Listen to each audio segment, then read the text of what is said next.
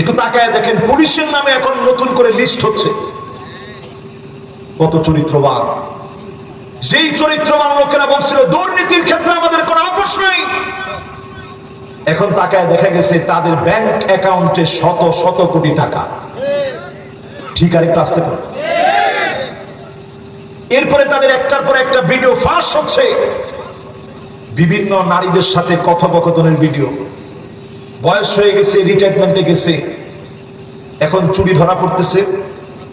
দায়িত্বে থাকাকালীন সময় একটার পর একটা ফ্ল্যাট কিনেছে, প্লট ক্রয় করেছে, দুর্নীতির পর দুর্নীতি ধরা পড়ছে।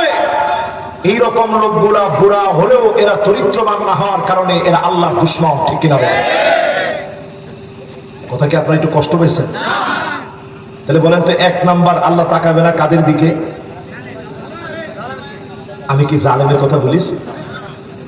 আমি বলছি বুড়া মানুষ